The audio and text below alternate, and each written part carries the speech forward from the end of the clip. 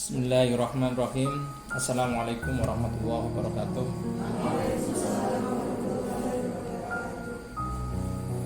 Alhamdulillahirabbil alamin. Asyhadu an la ilaha illallah wa la syarikalah wa asyhadu anna Muhammadan abduhu wa rasuluh. Allahumma shalli ala Muhammad wa ala alihi wa sahbihi wa man wala amma ba'du.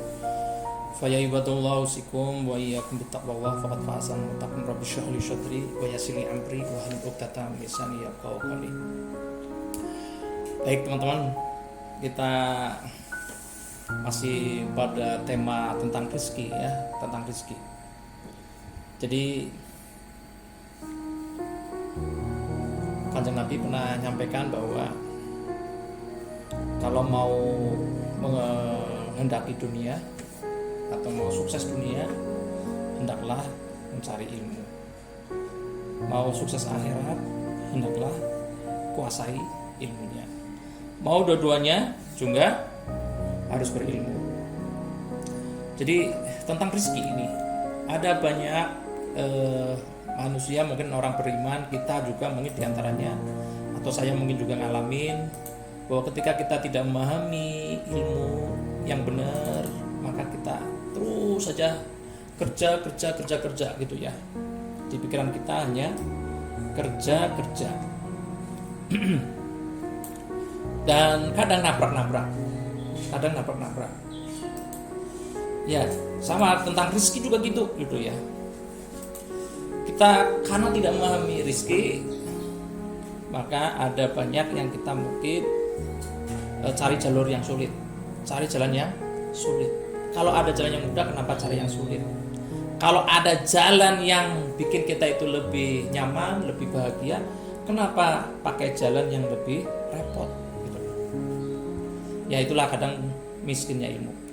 Baik, jadi hari ini kita bicara tentang rezeki level 9. Rezeki level 9. Kalau level 9 berarti ada rezeki level 1, 2, 3 sampai 9. Ada 8. Nah, kebanyakan menurut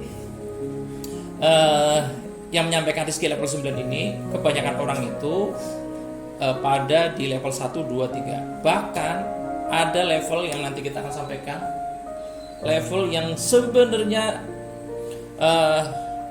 Rasulullah menyampaikan hindarin, itu hindarin. Ya. Baik, level 1. Level 1 rezeki yang sudah ditetapkan. Nah, kalau kita memahami ini, masya Allah ya, ini rezeki untuk semua makhluk. Jadi kita ini udah ditanggung rezekinya. Kalau kita sebagai makhluk, gitu loh. Nah, kalau sudah kayak begini nih, kalau kita memahami ini nggak perlu khawatir sebenarnya itu, nggak perlu khawatir. Jadi rezeki yang untuk semua makhluk ini, yang pertama harta untuk dimakan. Jadi rezeki yang dimakan. Coba, saya kemarin dapat informasi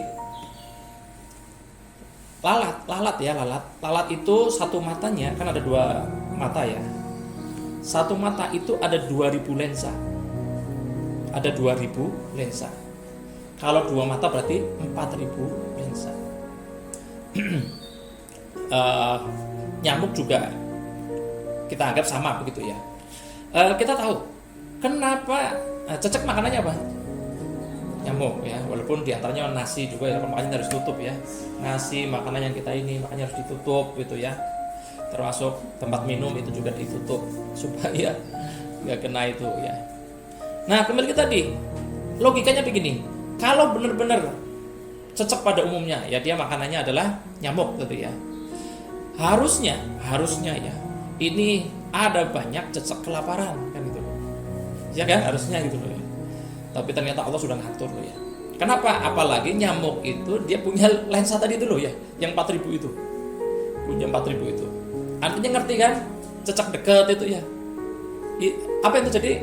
Malah nyamuknya mendekat kan? Gitu. Ya. Jadi, nah sekarang bicara ikan. Makanannya ikan. Di lautan ikan itu ribuan.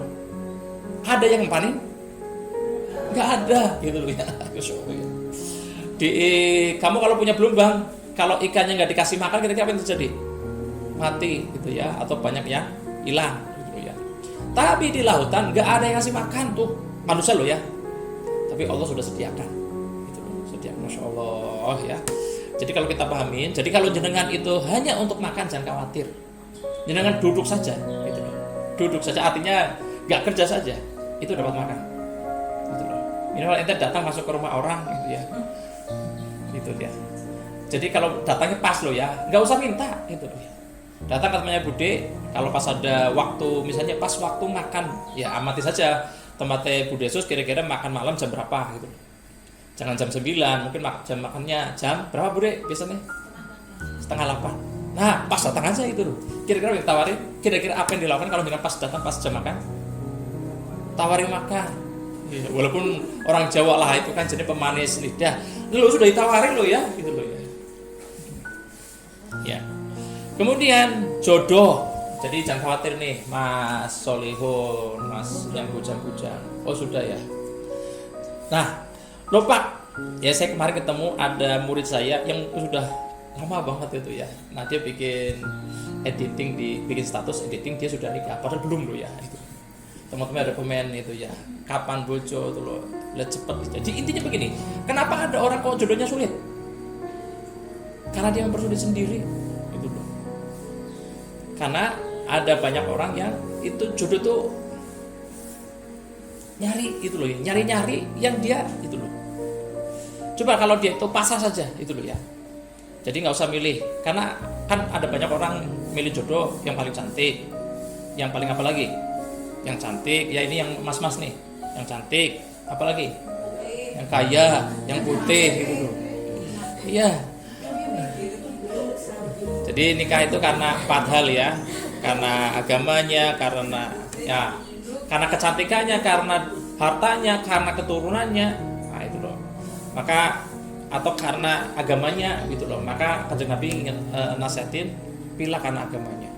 Jadi kalau udah nih ya, nih mbak-mbak nih yang masih gadis, kalau dia itu sholat, ya dikenal baik, sudah jangan lihat ini keturunannya siapa, duitnya dan sebagainya, gitu ya. Gitu. Jadi posisinya kan sebenarnya kan posisinya itu perempuan itu kan menunggu. Kalau laki-laki itu mendatangi. Jadi kalau Mas Septian lihat ada wanita gadis rajin sholat, baik, ya. Gak usah. Kalau perempuannya cantik gitu loh ya, kalau laki-laki ganteng. Ingat ya, saya pernah nyampaikan bahwa sejelek-jeleknya manusia dibandingkan jin gitu ya, sing paling ganteng gitu ya. Jin sing paling ganteng atau jin sing paling cantik itu tetap gitu loh, lebih ganteng, lebih cantik manusia gitu. Karena manusia itu dikasih rupa yang paling baik gitu. Jadi jangan sampai kena tipu oleh bangsa jin gitu ya. Jadi kembali ke tadi, yang bikin kadang repot itu karena milih-milih, gawe repot sendiri. Bayangannya kalau nikah itu harus pakai ya, kayak kemarin kita mendatangi ceritanya untuk dekor saja 8 juta. Untuk dekor dok lo ya, lo ngeriase, urung tendane, urung makanannya gitu. Apakah nikah harus kayak gitu? Tuh, itu harus begitu gitu ya. Jadi tolong kalau mau nikah nih yang masih gadis, jangan minta semua harus wah gitu ya. Itu namanya merepotkan sendiri gitu loh. Loh coba sekarang misalnya ya, anggap saja biaya pernikahan resepsinya itu 25 juta. Ini 25 juta nggak modal gede ora? Hanya gara-gara supaya terlihat wah itu nanti fotonya cakep gitu loh. Supaya terlihat keren, cakep, mewah. Itu namanya dia merepotkan sendiri. Baik. Berikutnya maut ya, atau kita itu dikasih umur itu sudah dicatat itu loh. Jadi sudah ditetapkan ya, jodoh, rizki ya itu sudah ditetapkan untuk semua makhluk. Kemudian rizki level 2, rizki yang dipaksakan. Nah, ini yang kadang banyak orang di sini. Rizki yang dipaksakan itu apa sih? Belum waktunya miliki, memaksa milikinya, akhirnya utang. Padahal utang itu, utang boleh, yang tidak boleh ribanya. Nih, Umar bin Abdul Aziz berkata, aku wasiatkan kepada kalian agar tidak berhutang meskipun kalian merasakan kesulitan. Karena sungguhnya hutang adalah kehinaan di siang hari, kesengsaraan di malam hari, gelisah di malam hari. Ini anak saya kemarin komen ini, waktu cepet banget ya. Ini anak saya udah komen gitu. Cepet banget. Tahu-tahu sudah mau Desember. Tahu-tahu sebentar lagi Ramadan gitu ya. Jadi teman-teman, ada banyak orang itu, ini masalah rasa ya. Jadi masalah rasa tadi bab tentang pernikahan juga itu ya. Ketika dia rasanya orang main, orang mantep, lalu dipaksa-paksain, akhirnya dia utang. Gitu. Nah, jadi setelah utang itu yang kemudian dia bikin repot. Coba sekarang ya, kalau kehidupan kita ini merasa hina di siang hari, sengsara di malam hari, apakah dia bisa optimal nyari duit? Gak bisa. Gitu. Jadi kalau sudah pikirannya itu tertekan dengan utang, masya Allah, udah deh, udah dijamin deh, gitu loh. Makanya memang kalau dia ingin bangkit, memang harus pandai, bukan melupakan dalam arti tidak mau membayar gitu ya. Bagaimana dia tidak dibebani oleh pikiran-pikiran itu, gitu loh. Dan ini bukan perkara gampang, bukan perkara gampang. Jadi teman-teman, saya menyarankan kalau jangan nggak punya utang, jangan sekali-kali utang, gitu loh. Pak butuh motor, gitu loh ya. Ya ngebis tuh kayak sing dari Mbak Aule ya, ngebis. Jadi jangan berpikir punya motor ngutang, kalau dikasih nggak apa-apa, itu ya. Siapa lagi? Mbak Tu juga ya, jangan naik bis juga ya. Ya teman-teman, jadi ada kalanya orang itu dipaksa-paksain motor harus keren gitu.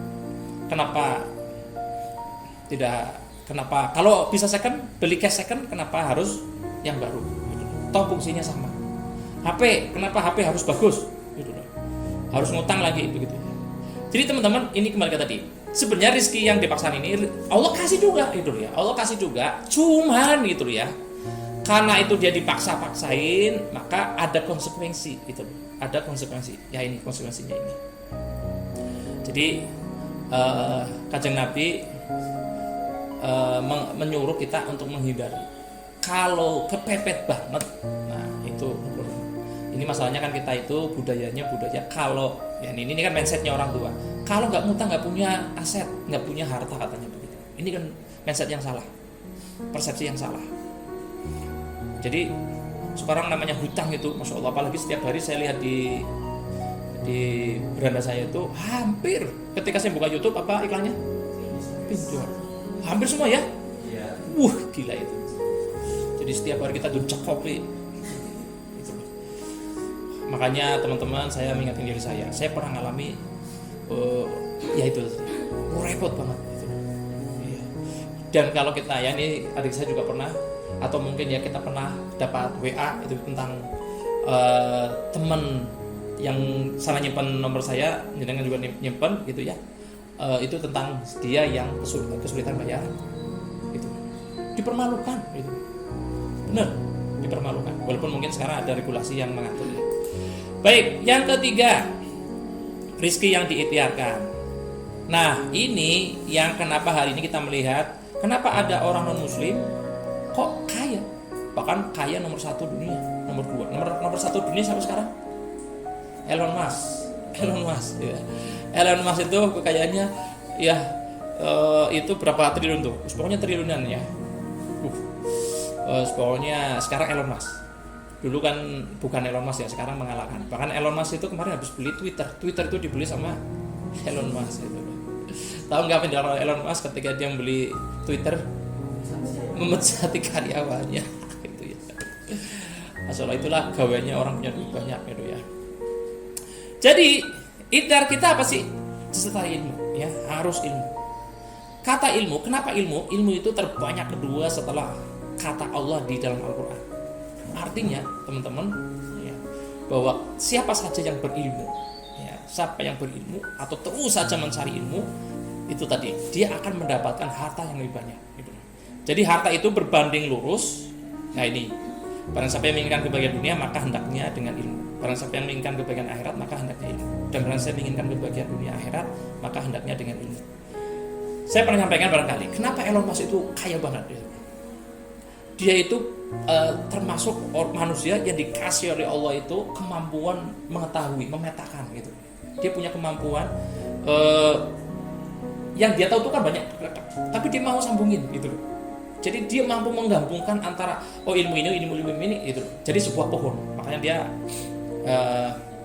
memetakan ilmu pohon itu, ini yang akar, ini yang batang, ini yang cabang, ini yang ranting, ini yang daun gitu. Nah, kebanyakan orang itu fokus pada nyari ilmu daun. Ya, kita anggap sebagai seperti daun gitu ya. Kecil gitu loh ya. Padahal harusnya gitu loh. Ya, saya pernah ngasih gambaran kalau taruhlah ini ya.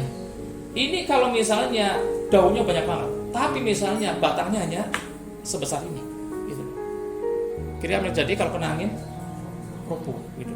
Nah, kadang orang itu menguasai ilmu daun atau fokus pada ilmu, mencari ilmu daun yang kita gambarkan sebagai ilmu daun, ilmu yang sebenarnya bukan pokok. Jadi, nah itu gitu ya, Elon Musk itu. Ya ini kita bicara dia walaupun non muslim, Allah kasih karena dia apa? Punya ilmu yang luar biasa, memahami ilmu luar biasa, gitu loh. Maka dia jadi nomor kaya nomor 1 di dunia. Gitu. Jadi teman-teman, saya ingin sampaikan bahwa kalau jenengan itu serius benar kepengen makmur, kepengen duitnya banyak, ya, waktunya jangan dihabisin untuk yang sia-sia. Waktunya jangan dihabisin untuk hiburan. Waktunya jangan dihabisin untuk yang kan paling membunuh itu adalah waktu lenggang, waktu senggang, waktu luang. Waktu yang paling membunuh adalah waktu luang. Ya, jam 11:30 istirahat, sholat, makan, ya, nunggu masuk jam sebenarnya harusnya nggak jam 1 ya, karena zuhur itu jam 11:30 kan 1 jam harusnya itu ya teman-teman. Jadi kalau lewat jam 1 kau baru bekerja lagi, itu sebenarnya ada lewat waktu yang jenengan berbuang. Istirahat itu maksimal 1 jam kalau yang zuhur gitu ya. Jadi teman-teman perhatikan. Coba kalau waktu istirahat itu jenengan gunakan untuk belajar, Masya Allah. Jangan sepelekan ya 5 menit, 10 menit, 15 menit, tapi jenengan lakukan itu setiap hari. Ingat ya 15 menit itu mungkin kayak kemarin saya nyampaikan tentang 1 hari ada perubahan 1% gitu loh. Ada satu perubahan yang jenengan pahami, oh ini ya kayak begini. Tapi jenengan itu lakukan setiap hari, Masya Allah ya. Maka akan ada 37 perubahan selama setahun. Dasar gitu ya. Oke, baik. Baik. Jam 8.02 ya. Saya kira kita masih belajar lagi tentang ilmu level 4, level 5 ya, level sampai level 9. Jadi level 9 itu Masya Allah ya. Ada level rizki yang itu dikasih matang. Kalau tadi kan kita berjuang nih ya. Ini harus ikhtiar. Jenengan nyari ilmu dulu, bikin dulu, lalu kemudian ngolah dulu, ya. Misalnya mau nikah ya tadi ya. Tapi ada orang, ya kalau mau nikah nyari uang dulu, ya, lalu nyari jodoh, ya, terus saja ngumpulin duit yang nanti digunakan untuk biaya pernikahan. Tapi ada orang, gitu, yang dia dijodohkan, gitu. Jadi jodohnya dicarikan, lalu kemudian dimodalin nikahnya gratis. Bahkan setelah nikah dikasih modal, dikasih rumah, dikasih mobil, tuh ada rezekinya orang kayak begitu tuh, gitu. Matang gitu. Nah itu tuh. Nah seringnya kan kalau saya ngalamin, ya saya mungkinnya juga termasuk agak lah gitu ya. Karena yang beliin mahar itu orang tua gitu ya. Jadi kan waktu itu belum cukup gitu ya. Datang lepas lagi tepat juga gitu ya. Ya begitu ya ini ya. Jadi teman-teman saya kira begitu ya. Ada orang yang dapatnya kayak begitu tuh, dikasih matang gitu loh. Jadi nggak pakai repot, nggak pakai jungkir balik, kepala taruh di kaki, kaki taruh di kepala, lalu nggak ada kayak begitu tuh, gitu loh ya. Masya Allah ya. Nah kalau ada yang mudah, kenapa cari yang susah? Gitu. Kalau ada yang cara yang mudah, kenapa cari yang sulit? Gitu. Maka kembali ke tadi level 1 sampai level 3. Disarankan jangan ambil level 2 begitu. Jangan ambil level 2. Kalau level 1 udah dijamin. Level 2 jangan diambil. Nah, kalau mau dalam ya level 3 karena belum tentu dengan mampu level 3 sampai level 9. Tapi syukur-syukur bisa mencapai itu. Ya. Ini yang ngomong juga lagi belajar ya. Yang ngomong juga lagi belajar. Baik, Gitu saja hari ini, mudah-mudahan Allah bantu kita untuk mendapatkan kemudahan-kemudahan. Amin ya rabbal alamin. Subhanakallahumma wa bihamdika asyhadu an la ilaha illa anta astaghfiruka wa atubu ilaik. Assalamualaikum warahmatullahi wabarakatuh.